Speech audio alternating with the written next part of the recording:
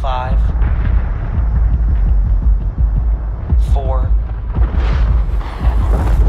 Stranger Things is finally heading into its biggest and most dangerous chapter yet, and Season 5 is about to bring everything full circle. So before we jump into the endgame, let's rewind every major moment from Seasons 1 to 4. This is the complete Stranger Things recap. So let's go back to where it all began on that quiet night in Hawkins. Something is coming. Something hungry for blood. What is it? The Demogorgon!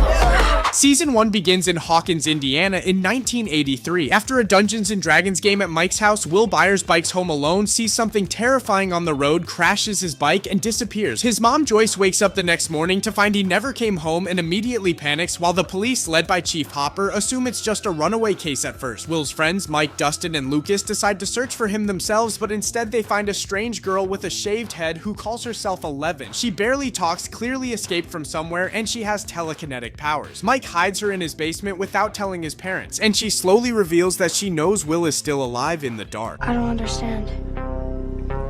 Hiding.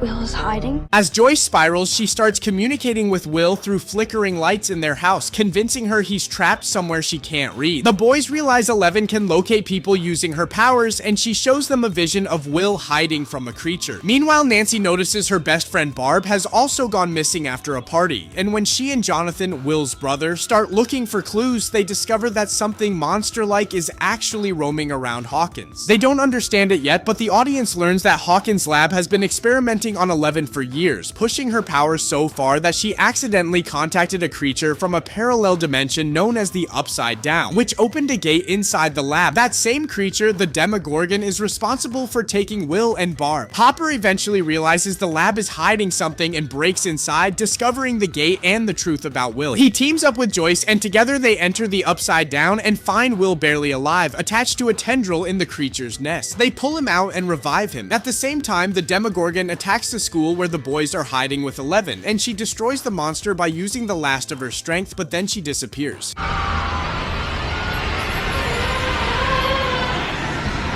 Season 1 ends with Will coughing up a slug-like creature in the bathroom and briefly flashing back to the Upside Down, showing that what happened to him isn't fully over. Are you okay? Yeah, I'm okay. Season 2 picks up a year after Will is rescued. He's back home and trying to live normally, but he keeps having sudden visions where he's pulled back into the Upside Down. He sees a massive shadowy creature towering over Hawkins, but he can't explain it. Joyce thinks it's trauma, but Hopper realizes something is wrong when strange rotten tunnels start spreading under the town. It's revealed 11 is actually alive. She survived the Demogorgon and has been secretly living with Hopper in a cabin in the woods to keep her hidden from the lab and the government. She wants to see Mike again, but Hopper keeps her isolated for her safety, and it creates tension between them. You are like Papa! Really?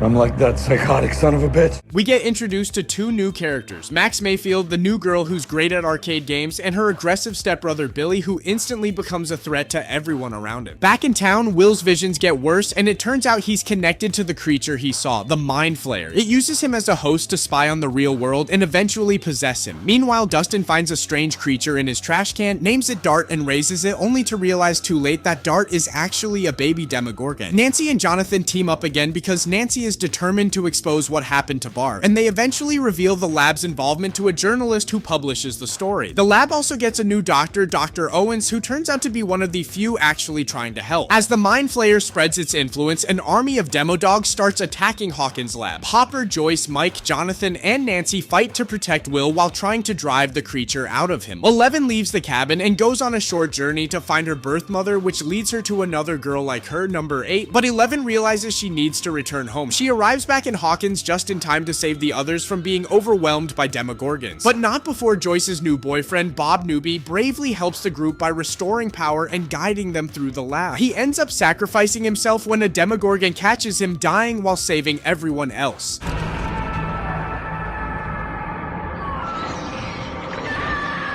In the final battle, Hopper and Eleven go to the gate beneath the lab while the others create a distraction. Will's connection to the Mind Flayer is weakened long enough for Eleven to use her powers to completely close the gate. It cuts off the Mind Flayer's access to Hawkins, freeing Will. Life returns to normal, at least on the surface. The season ends with the kids at the snowball dance, but as the camera flips to the upside down, the Mind Flayer is still there, watching the school, showing that it hasn't been defeated. Season 3 takes place in the summer of 1985, and Hawkins has changed a lot. The new Starcourt Mall is where everyone hangs out, but it's also secretly being used by a group of Russians who are trying to reopen the gate to the upside down. Eleven and Mike are now together and acting all lovey-dovey, which annoys Hopper, who's struggling to deal with being a dad to a teenage girl.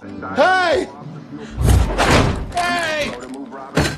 3-inch minimum. Meanwhile, Joyce starts noticing magnets falling off her fridge and becomes convinced something strange is happening again. Dustin comes back from summer camp talking about a girlfriend named Susie that no one believes is real, and he teams up with Steve, Robin, and later Lucas's sister Erica at the mall. They accidentally intercept a coded Russian message and realize something big is happening under Starcourt. Meanwhile, Billy gets possessed by the Mind Flayer, who's returned in a new physical form. It uses Billy to start kidnapping and absorbing people into a growing fleshy monster that's building a body to attack everyone. As more people go missing, Will senses the Mind Flayer again, and the group pieces together that the Russians opening the gate is allowing the creature to grow stronger. Eleven tries to fight it, but after a brutal encounter, she loses her power. Everything converges at Starcourt, where the giant Mind Flayer monster attacks them. Hopper and Joyce go into the Russian underground bunker to shut down the machine, keeping the gate open. Joyce is forced to turn the keys while Hopper is still trapped inside, and the machine explodes. Hopper disappears, and everyone believes he's dead. Jim, where's Jim? With the gate closed, the Mind Flayer's physical form collapses. Billy breaks free long enough to save Eleven, and he dies in front of her. Hawkins becomes a disaster zone, and Joyce moves with Will, Jonathan, and Eleven, who's powerless and grieving Hopper. The last thing we see is a Russian prison and a guard mentioning an American locked away somewhere. Не американцы. Season 4 is the darkest and most spread out season, and it starts 6 months after the Battle of Starcourt. Eleven is living in California with Joyce, Will, and Jonathan, but she has no powers anymore and is struggling badly at school. She gets bullied constantly, misses Hopper, and keeps pretending she's fine to Mike, who flies over to visit during spring break. Back in Hawkins, the remaining group, Dustin, Lucas, Max, and the others, are trying to move on, but Max is traumatized by Billy's death and has pulled away from everyone. Meanwhile, Lucas has joined the basketball team, trying to reinvent himself. But Dustin and Mike stick to their nerdy side with the Hellfire Club led by Eddie Munson. Has it ever occurred to you that we don't want to be popular? So you want to be stuck with the nerds and freaks for 3 more years? Everything shifts when a girl named Chrissy Cunningham is brutally murdered in Eddie's trailer by an invisible force that breaks her bones and lifts her into the air. Eddie sees just enough to know he'll be blamed and goes on the run. The group figures out quickly that this wasn't a normal killing. Max starts having migraines, nosebleeds, and visions just like Chrissy did, and they realize the killer is a new creature from the upside down. Dustin names him Vecna. Vecna targets people carrying deep emotional trauma, invading their minds before killing them, and every time he kills, a crack opens between Hawkins and the upside down. In California, things get crazy when government agents raid the buyer's house because they believe Eleven is the key to stopping the new threat in Hawkins. She gets taken to a secret facility run by Dr. Owens and later Dr. Brenner, who's somehow still not dead. They start a long, painful process to restore her powers by forcing her to relive her childhood memories. She reconnects with her past in the Rainbow Room, remembers another patient known as One, and it slowly comes together that One became the first person she ever fought. In the memory, Eleven pushed him into the upside down during a confrontation, and the dimension twisted him into Vecna. The monster terrorizing Hawkins is literally the first superpowered kid from the lab.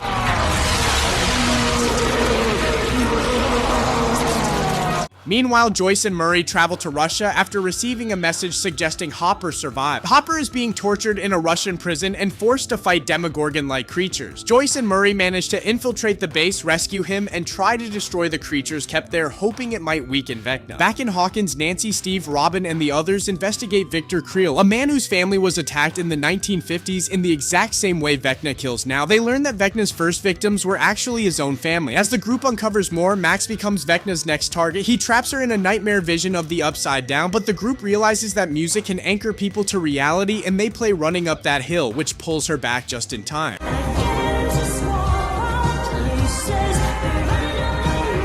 The final arc builds around a massive plan to kill Vecna. Nancy, Steve, and Robin cross into the Upside Down to burn his body. Eddie and Dustin distract the Demobats, and Max deliberately acts as bait so Vecna will target her again, while 11 enters Max's mind from across the country to fight him. The plan almost works. Eddie dies protecting Dustin, Nancy's group manages to set Vecna's body on fire, and 11 battles him inside Max's mind, but they're still too late. Vecna kills Max long enough to tear open 4 huge cracks across Hawkins, and although 11 brings her back, Max is left in a coma, blind and broken. Vecna's body disappears, proving he survived, and with the gates now connected, the Upside Down starts spilling into Hawkins. The season ends with everyone reuniting only to see Ash falling, the ground dying, and the first signs of the final war beginning.